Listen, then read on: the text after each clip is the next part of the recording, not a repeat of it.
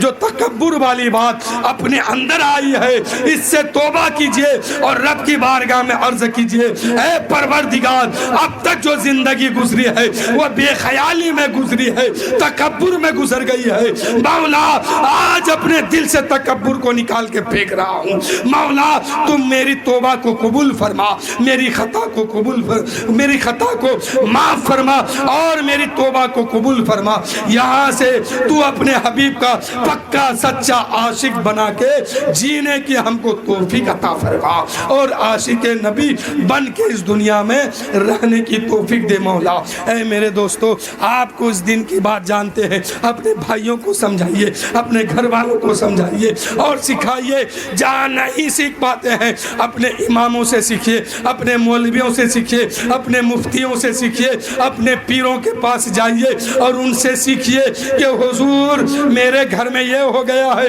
ہم کیسے اس گناہ سے بچے، حضور ہم نماز نہیں پڑھنا جانتے ہیں، ہم کیسے نماز پڑھنے سیکھیں گے؟ اپنے پیر سے پوچھئے، جا کے اپنے علماء کرام سے پوچھئے، ہمارے علماء کرام آپ کو ہمیشہ بتانے کے لیے تیار ہے، کم سے کم آپ جا کے تو دیکھیے، ان سے پوچھ کے تو دیکھیے۔ اے میرے دوستو، جب تک پوچھیں گے نہیں آپ سمجھیں گے نہیں، اور جب تک سمجھیں گے نہیں حق کے راستے پہ کیسے چلیں گے، کیسے ہم نبی کی سنت کو ادا کریں گے؟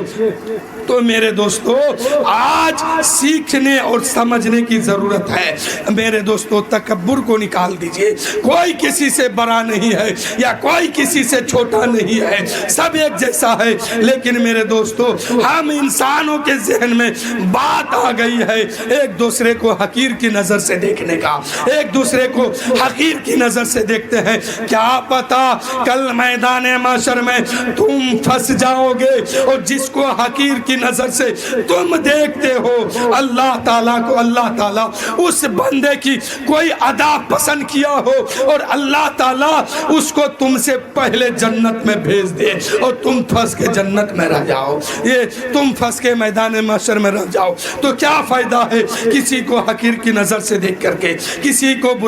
بری نظر سے دیکھ کر کے؟ ارے ہم نماز پڑھتے ہیں، وہ نہیں پڑھتے ہیں، ہم ان کو سمجھائیں گے، ہم ان کو سکھائیں گے، ہم ان کے قریب جائیں گے، ہم ان کو دین کی دعوت دیں گے۔ اللہ جب توفیق دے گا وہ خود بخود دین محمدی میں اس قدر شامل ہوں گے کہ نماز فجر بھی اس کے پاس ہوگی، نماز ظہر بھی ہوگی، نماز عصر بھی ہوگی، نماز مغرب بھی ہوگی، نماز عشاء بھی ہوگی۔ لیکن میرے دوستو جس دن اللہ اسے توفیق دے گا وہ آ جائیں گے، آپ کا کام ہے جائیے ان کو سمجھائیے، آپ کا کام ہے جائیے ان کو بتائیے، اے بھائی آپ پر نماز فرض ہے، نماز پڑھ لو، نماز نہیں پڑھو گے اللہ تمہیں سخت عذاب دے گا، جہنم میں پھینک دے گا، اس لیے نماز پڑھو، نماز پڑھو۔ لیکن تمہیں حقیر کی نظر سے دیکھنا، بری نظر سے دیکھنا تمہیں کسی نے اجازت نہیں دیا۔ اسلام کہتا ہے کہ سب کو محبت کی نظر سے دیکھو، ایک بھائی بھائی کا کام آؤ۔ لیکن آج معاملہ کیا ہو گیا ہے کہ ایک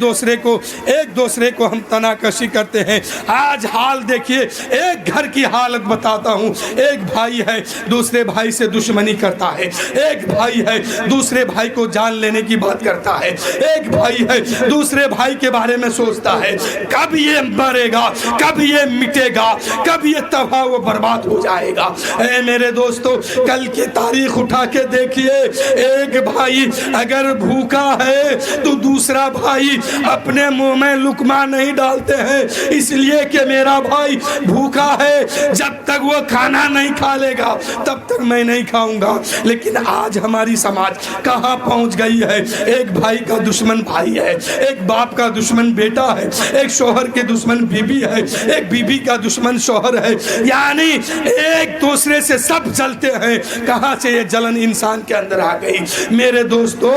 نبی نے تو یہ تعلیم دیا تھا کہ مومن بھائی بھائی ہے، اور یہاں تو بھائی بھائی دشمن ہے، تو دوسرے کو یہ بھائی کہاں سے سمجھیں گے؟ ایک بھائی ہی دوسرے کو دشمن سمجھتا ہے، ایک گھر میں رہتا ہے، ایک ماں کی پیٹ سے جنم لیا ہے، ایک ماں کا دودھ پیا ہے، لیکن بڑے ہونے کے بعد، شادی بیاہ کے بعد ایک دوسرے کا دشمن اس طرح بنتا ہے، اس طرح بنتا ہے کہ کوئی غیر بھی اس کا ایسا دشمن نہیں ہوگا۔ تو میرے دوستو،